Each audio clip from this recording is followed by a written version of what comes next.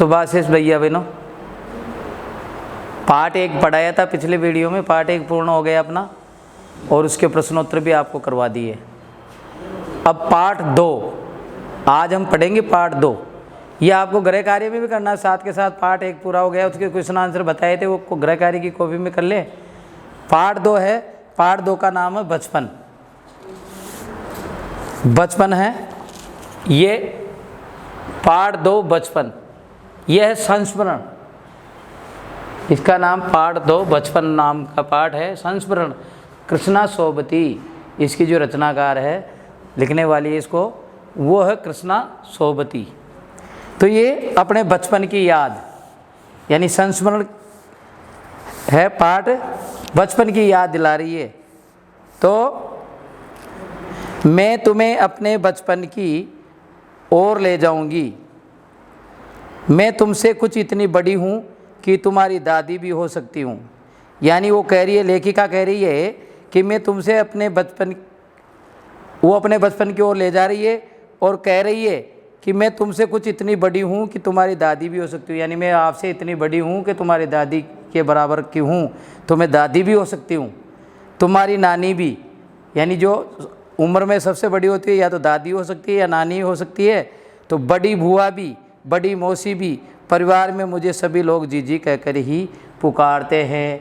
यानी जो अपन से बड़े होते हैं, सबसे बड़े बुजुर्ग होते हैं, या तो वो दादी हो सकती है या नानी हो सकती है या बुआ मौसी हो सकती है। तो सभी लोग उसको, जो बड़ी होती है सबसे परिवार में, उसको जीजी कह करके पुकारते हैं। हाँ, मैं इन दिनों कुछ बड़ा यानी उम्र में सयाना महसूस करने लगी हूँ। हाँ, मुझे इन दिनों कुछ ऐसा महसूस हो रहा है कि मैं शायद मेरी उम्र 70 वर्ष से ऊपर हो चुकी है और मैं बुजुर्ग हो चुकी हूँ और मुझे सब जीजी कहने लगे हैं। तो यानी मैं महसूस कर रही हूँ कि मैं बुजुर्ग हो चुकी हूँ, मेरी उम्र अधिक हो चुकी है। शायद इसलिए कि पिछली शताब्दी में पैदा हुई थी। मेरे पहनने ओढ़ने में भी काफ़ी बदलाव आए हैं। यानी जो मैं कपड़े पहनती हूँ मेरे सिर के ऊपर, उनमें भी काफ़ी परिवर्तन हो गया पहले से। मेरे पहनने ओढ़ने में भी काफ़ी बदलाव आए हैं। पहले मैं रंग बिरंगे कपड़े पहनती रही हूँ, नीला, जामुनी, ग्रे, काला, चॉकलेटी। अब मन कुछ ऐसा करता है कि सफ़ेद पहनो।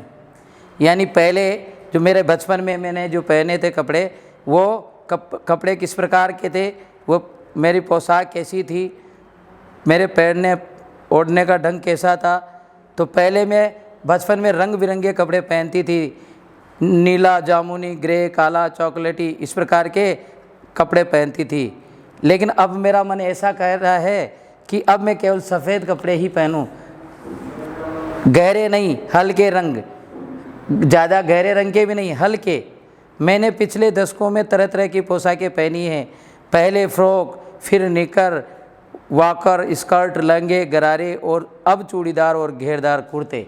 यानी मैंने बचपन से लेके अब तक ये पहले फ्रॉक पहनी बचपन में, फिर नेकर, फिर वॉकर, स्कर्ट जो यहाँ पे कंधे पे आते हैं स्कर्ट, और नीचे से वो होता है, वो स्कर्ट होता है, लहंगे, गरारे और चूड़ीदार घेरदार कुर्ते। अब इस उम्र में मैं आ गई कि अब मैं घेरदार कुर्ते पहन रही हूँ और पजामे पहन रही हूँ, चूड़ीदार पजामे। बचपन में कुछ फ्रॉक तो मुझे अब तक याद है। यानी बचपन में जो फ्रॉक पहनी थी मैंने, वो आज भी याद है कि किस रंग की थी, कितनी बड़ी थी। हल्की नीली और पीली धारी वाला फ्रॉक। यानी वो फ्रॉक कैसा था, हल्का सा नीला था और पीली धारी थी उस पर, गोल कॉलर और बाजू पर भी गोल कफ। एक हल्के गुलाबी रंग का बारीक चुनट्टों वाला घेरदार फ्रॉक, नीचे गुलाबी रंग की फ्रिल। उन दिनों फ्रॉक के ऊपर की जेब में रुमाल और बालों में इतराते रंग बिरंगे रिबन का चलन था। यानी जब मैं पढ़ती थी, जब मेरा बचपन था, तब फ्रॉक पहनती थी मैं और जेब में रुमाल लगाए रहती थी और बालों में रंग बिरंगे रिबन बांध करके आती थी। लेमन कलर यानी नींबू कलर का, लेमन कलर का बड़े प्लेटों वाला गर्म फ्रॉक जिसके नीचे फर टकी थी।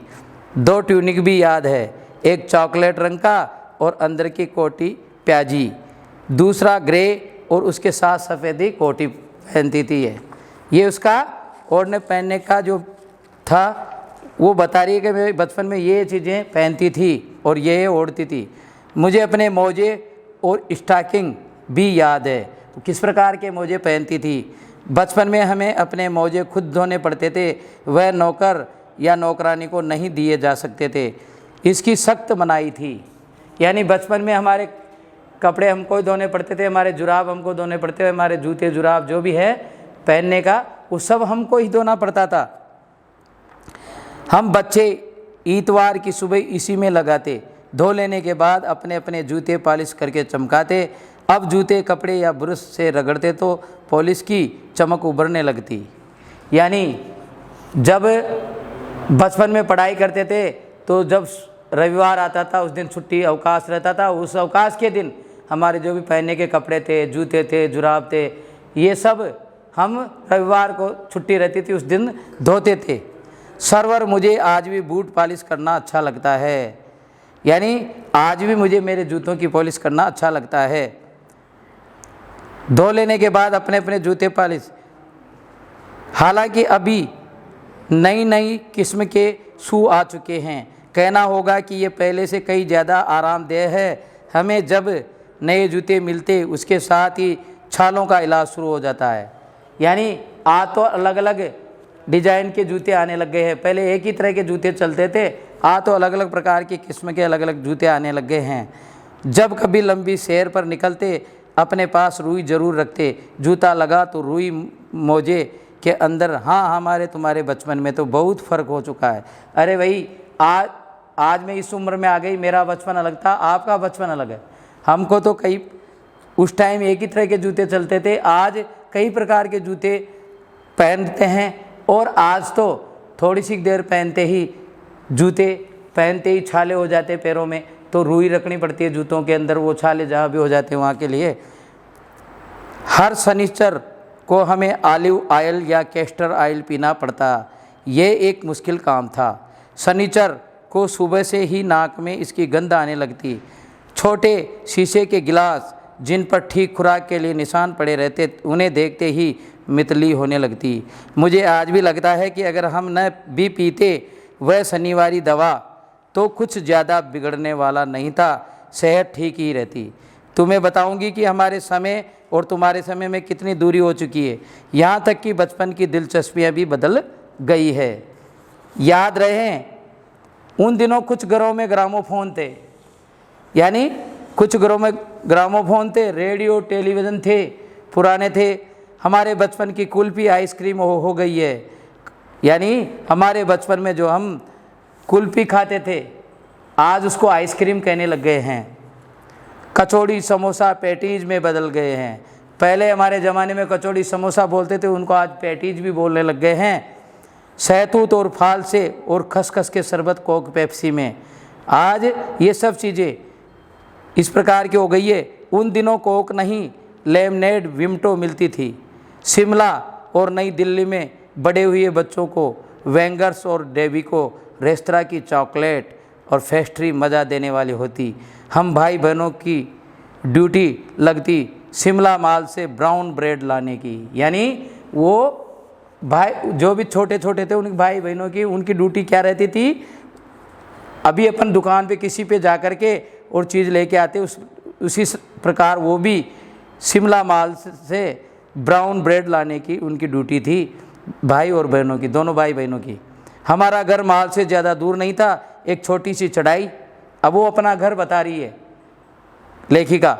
हमारा घर माल से ज़्यादा दूर नहीं था, जहाँ से हम सामान लाते थे उससे ज़्यादा दूर नहीं था। एक छोटी सी चढ़ाई और गिरजा मैदान पहुँच जाते, वहाँ से एक उतराई उतरते और माल पर पहुँच जाते थे। यानी एक छोटी सी चढ़ाई चढ़ते और उसके तुरंत बाद मैदान आता, और मैदान आने के बाद में वो जगह जहाँ से माल खरीदते थे वो जगह मिल जाती थी। कन्फेक्शनरी काउंटर पर तरह तरह की पेस्ट्री और चॉकलेट ही खुशबू मनभावनी। हमें हफ्ते में एक बार चॉकलेट खरीदने की छूट थी। सबसे ज़्यादा मेरे पास ही चॉकलेट टॉफ़ी और स्टॉक रहता था। यानी सबसे ज़्यादा मेरे पास ही रहता था स्टॉक बेचने का।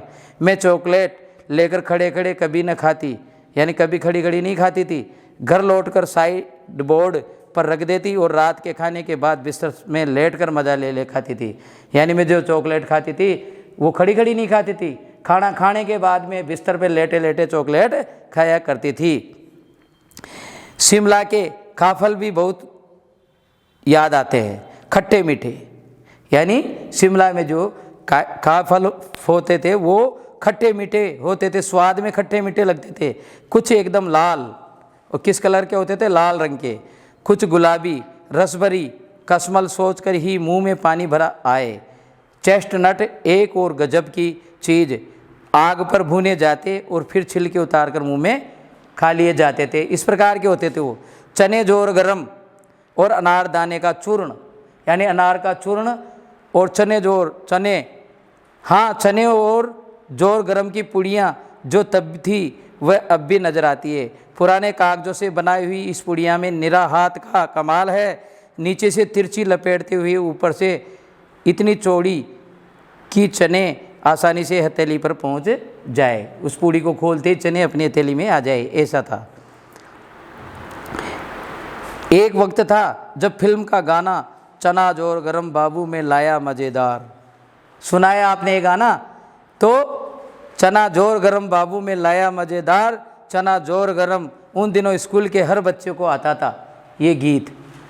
चना बेचने वाला आता था तो ये गीत गाता था, सब बच्चे इकट्ठे हो जाते थे। कुछ बच्चे पुड़िया पर तेज़ मसाला बुरकवा रहते, यानी कुछ बच्चे होते तो मसाले से खाते, कुछ ऐसे खा जाते स्वादी, अब स्वाद लेके खाते हैं। पूरा गिरजा मैदान घूमने तक ये पुड़ियाँ चलती, एक एक चना पापड़ी मुंह में डालने और कदम उठाने में एक खास ही लय रफ्तार थी। हम चलते थे तो वो भी एक तरह से जैसे गाने बजाने में लय चलती है ना संगीत में, वैसे ही चलने में भी लय चलती थी। बच्चे एक रफ्तार से चलते थे, उसी को लय कहते हैं। छुटपन में हमने शिमला रिज पर बहुत मज़े किए हैं, यानी बचपन में हमारे छोटेपन, हम छोटे थे उस टाइम हमने खूब आनंद लिए। आज बड़े हो जाने पर उन चीज़ों को भूलते नहीं, वो चीज़ें सब याद रहती है। घोड़ों की सवारी की है, शिमला के हर बच्चे को कभी न कभी ये मौका मिल ही जाता था। आज हम चैप्टर पेज नंबर 7, यानी आज हमने पढ़ा पेज नंबर 6 से 7 तक पढ़ लिया है। पेज नंबर 8 से 9 कल पढ़ाएंगे, उसके बाद में अपना चैप्टर पूरा हो जाएगा और कल ही इसके प्रश्नोत्तर करवा देंगे। धन्यवाद।